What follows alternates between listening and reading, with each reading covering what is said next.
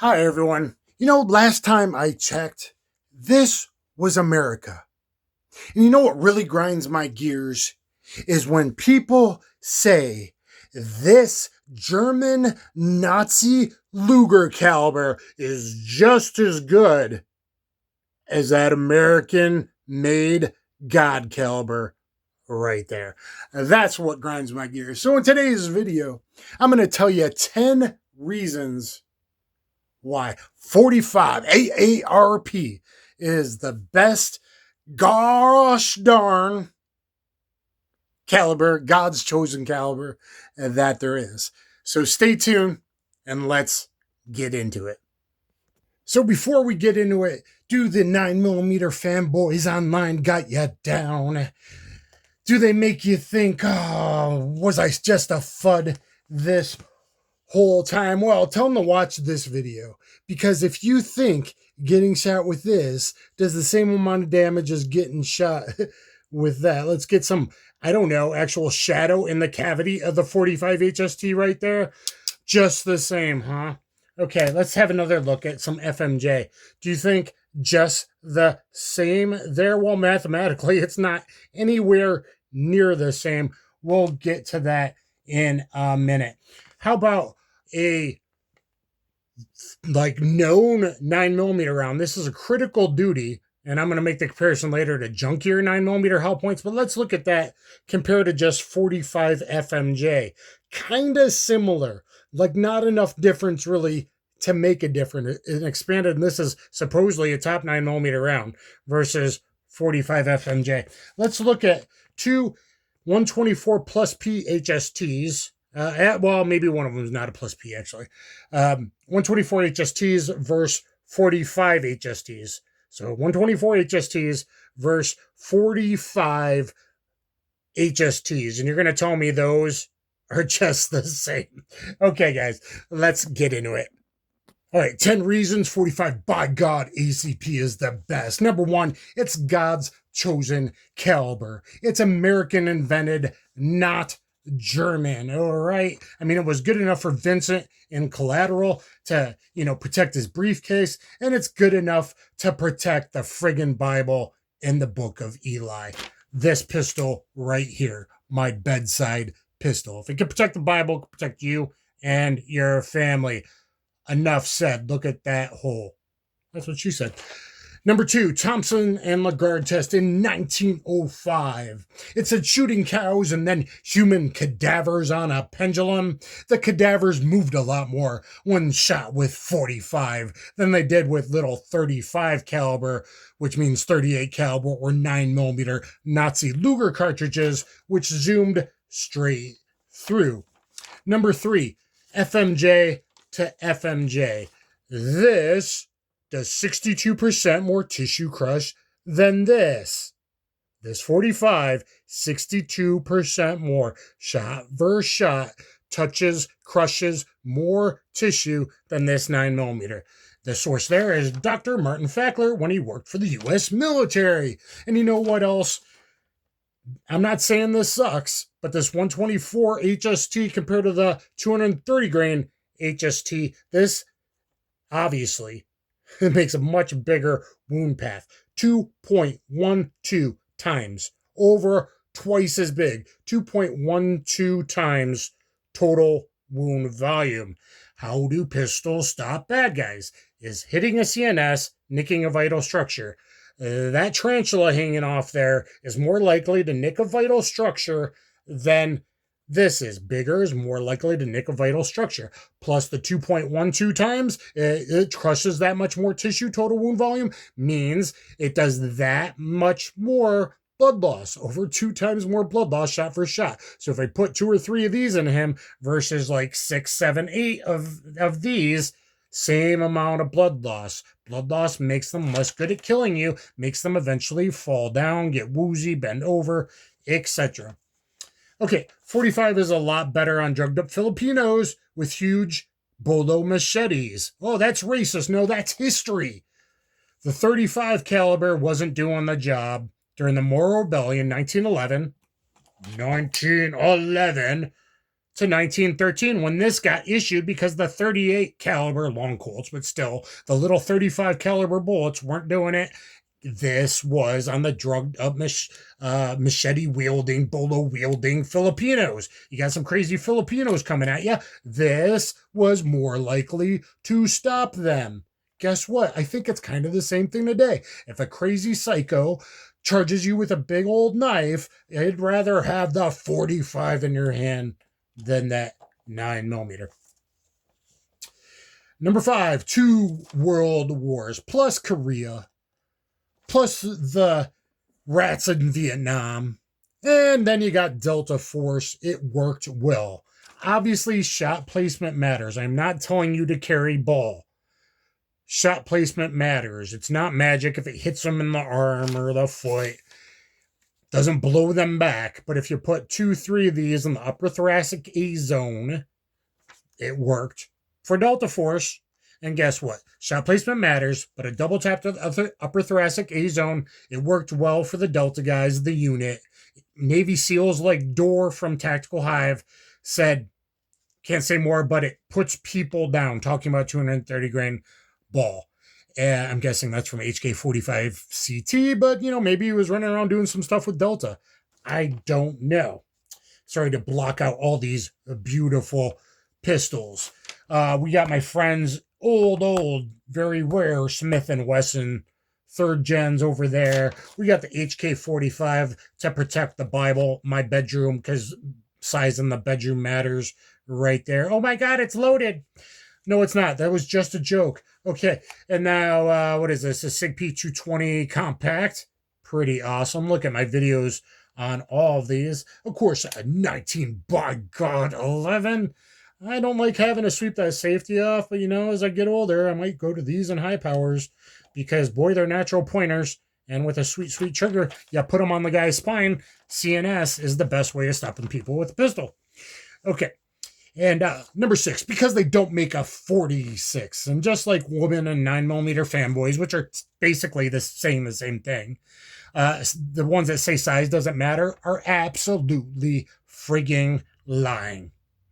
Number 7, it doesn't shrink. So in heavy winter, especially multiple layers of clothing, if it doesn't expand, the 45 is still somewhat effective. Versus the 9mm that doesn't expand, just zips through. Okay? Really, it just zips through. Meanwhile, this, hopefully at the end of the path, it starts to tumble, does some damage, especially if it hits a rib, etc. But it doesn't shrink. You're guaranteed at least that 62% more total wound volume or tissue crush damage. Okay, number 8. It's push, not a snap. It's low pressure, only 21,000 PSI versus 35,000 for the non-plus B versions of these cartridges. Okay, so 21,000 versus 35,000. Oh, it's a lot. Well, not in the heavier pistols. It's kind of like a push. It doesn't hurt certain people with arthritis as much as the 9mm snap does, especially when you start talking lighter weight pistols. But it's like a smoother push, especially if it was like a 40-ounce 1911, not a 30-ounce lightweight commander like this. But you start getting up there in weight to these size pistols, and it's a nice, smooth blast them. Okay? And number 9, hit the fan or ammo gate in times. 45 FMJ is about as effective as cheap 9mm. Now, critical duty is considered one of the best, but look at that expansion versus a 45 FMJ. This is a bit more, but it's not that much more total wound volume or tissue crush than the FMJ. So general effectiveness in the way that all pistols kind of suck, this sucks about the same as this. So if SHTF, Ammo Gated, Book of Eli, Apocalypse Time, the FMJ is still effective. 9mm FMJ is really not very effective. Okay, 380 FMJ is actually probably more effective because you're more likely to get a tumble in the lung area before it exits than 9mm actually. But neither one of those is very effective. This is somewhat effective if you put them in the right spot, at least like lungs, heart, that kind of thing. Okay, so about the same. Now, when you talk to hollow points, Look at the difference. Isn't that obvious? Just the same, huh? Just the same. Yeah, okay, buddy. Just the same, your twig arms are as big as these 19-inch guns right there. Yeah. Number 10.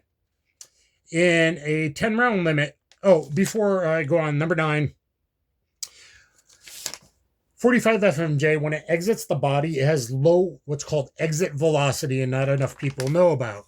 So most bullets are kind of found on the back, especially hollow points are found on the backside of the body, under the skin, or just in the t-shirt, and then it bloops on the ground kind of thing. Because they have so much little velocity, especially a hollow point, by the time it gets through maybe the back ribs or that area, that it hits the skin, and the skin actually goes bloop and bloops way out, unless it's a really major over-penetrating round, and it barely like gets stuck in the skin or barely makes it out of the skin because it acts like a big elastic parachute. Skin is very elastic. 45 FMJ, from real-world experience with old LE departments that shot bad guys with FMJ, it goes through, but it was found in the kitchen. It was found on the washing machine in the back spinning. It doesn't have a lot of muzzle energy. It doesn't have a lot of velocity. Could it hurt someone? Yeah, especially if it went through their eyeball or something. Does it have the same lethality that, like, not necessarily PUD 115, but like a 124 NATO has going through the body? It doesn't have that much exit velocity or terminal, I guess, velocity or muzzle energy after exiting. I can also tell you from my experience working at a range, it goes through someone's skull and just barely dents the wood on the other side. So enough people have shot people with 45 FMJ to kind of know what it does. I'm not saying carry FMJ. This, it literally does 2.89 times 0.62, where this does 8.08 times 0.82. So whatever that is, like 6 times more damage, something, whatever that is. Someone do the math. I should have. Someone do the math. That's literally what it is. Literally, as in exactly. This is 2.89 times 0.62 for the bullet profile that FMJ pushes the tissue out of the way, versus 8.08 times 0.82 for being a hollow point profile, because more of the front touches the tissue. Someone do the math. Number 10, in a 10-round limited BS coming to state, or for a home defense pistol where weight doesn't matter, you might as well go big, baby, because size matters in the bedroom. Size matters. It does. So that is 10 reasons why 45 FMJ is probably God's favorite caliber. It's the American caliber. Why is America, everyone adopted 9mm? Just because they have puny little twig arms, they can't do any push-ups, and it's cheap.